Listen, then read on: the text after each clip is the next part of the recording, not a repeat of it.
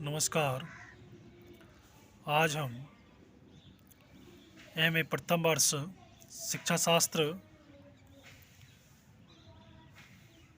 Special education paper के अंतर्गत पिछड़े बालकों की शिक्षा एजुकेशन ऑफ बैकवर्ड चिल्ड्रन का अध्ययन करेंगे। पिछड़े बालकों या बैकवर्ड चिल्ड्रन का उपचार किया जा सकता है यदि दूषित वातावरणीय परिस्थितियों को ठीक किया जाए और बालकों में विकास और बुद्धि की क्षमताएं और शक्तियां उत्पन्न हो सकती हैं। पिछड़े बालकों की कमियों को देखते हुए इनके लिए शिक्षा की व्यवस्था की जाए, क्योंकि उनकी यही कमियां उनके समायोजन में बाधा डालती हैं। पिछड़े बालकों के समायोजन के लिए विशेष शिक्षा या स्पेशल एजुकेशन की आवश्यकता है। स्कूल का अध्यापक इस संबंध में क्या कुछ नहीं कर सकता, उसका वर्णन हम निम्नलिखित बिंदुओं के अनुसार समझेंगे। सबसे पहला है पिछड़ेपन के कारणों की पहचान करना, identification of causes for backwardness. पिछड़े बालकों के लिए शिक्षा योजना बनाने से पहले पिछड़ेपन के लिए उत्तरदायी कारणों की खोज करना अति आवश्यक है। यह कार्य बुद्धि परीक्षणों, उपलब्धि परीक्षणों, अभिरुचि परीक्षणों, शारीरिक क्षमताओं और कुशलताओं की जांच द्वारा बालक के परिवार की सामाजिक और आर्थिक स्थिति के अध्ययन द्वारा कर सकते हैं। पिछड़ेपन के कारणों को पहचान करने के बाद ही इन बालकों की शिक्षा नीति, एजुकेशन पॉलिसी निर्धारित करने के लिए कोई व्यवस्था की जा सकती है। अगला बिंदु है व्यक्तिगत ध्यान देना, इंडिविजुअल अटेंशन। पिछड़े बालक संवेगात्मक रूप से, मोटिवेशनल, सोशल रूप से, मेंटली रूप से, फिजिकली रूप से सामान्य बालकों की तुलना में कुसमायोजित होते हैं। अतः इनकी ओर इंडिविजुअल या व्यक्तिगत ध्यान देने की आवश्यकता होती है। अपनी इन कमियों के कारण वे सामान्य बालकों की तरह सामूहिक शिक्षण समझ नहीं पाते। उनमें हीन ग्रंथियों का विकास हो जाता है। इसी कारण ये बालक अध्यापक के पास जाने से भी झिझकते हैं। अतः इन परिस्थितियों में इनको विशेष व्यक्तिगत ध्यान देने की आवश्यकता बनी रहती है। अगला पॉइंट है घर और विद्यालय में बालकों के समायोजन में सहायता, help in adjusting children in schools and at home. घर और स्कूल में कुसमायोजित बालकों के समायोजन में अध्यापक सहायता करता है। उन्हें प्यार, स्नेह और सुरक्षा की आवश्यकता होती है, जो समयानुसार पूरी करनी आवश्यक होती है। अध्यापक पिछड़े बालकों के माता पिता के साथ संपर्क स्थापित करके उन पिछड़े बालकों के मानसिक तनावों को समझ सकते हैं और उनका निवारण करने में सहायता कर सकते हैं।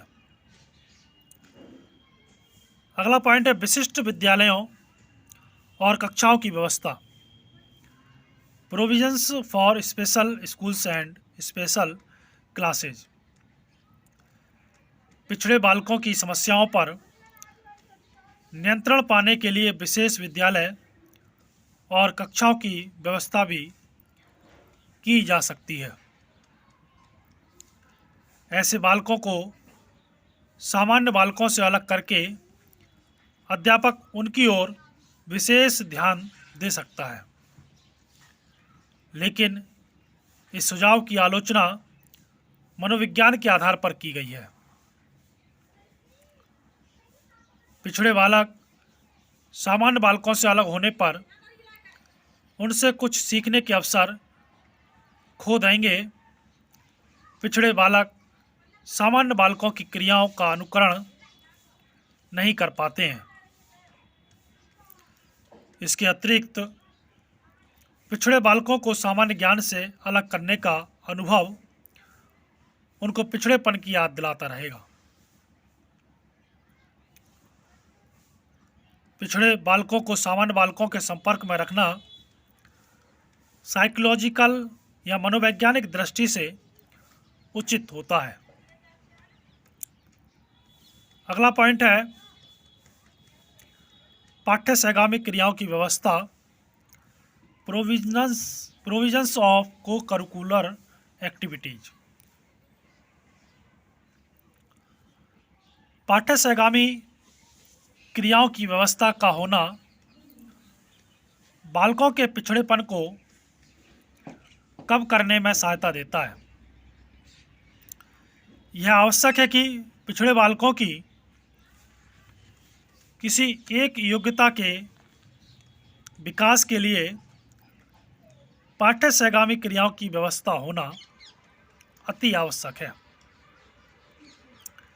इन पाठ्य सहगामी क्रियाओं का एक लाभ यह भी हो सकता है और होता भी है कि पिछड़े बालकों की स्कूलों के प्रति रुचि भी बढ़ती है, जिससे पढ़ने में रुचि लेने लगते हैं। अगला पॉइंट है विशिष्ट पाठ्यक्रम और शिक्षण विधियाँ, special curriculum and teaching methods. सामान्य बालकों की तरह पिछड़े बालकों का पाठ्यक्रम नहीं हो सकता और ना ही पिछड़े बालकों को सामान्य शिक्षण विधियों से पढ़ाया जा सकता है। पिछड़े बालकों में पाठ्यक्रम में हस्तकार्यों पर अधिक बल देना चाहिए। पुस्तकीय ज्ञान पिछड़े बालकों को रुचिकर नहीं लगता है। नई नई शिक्षण विधियों से पिछड़े बालकों में कुछ सीखने की रुचि उत्पन्न होती है।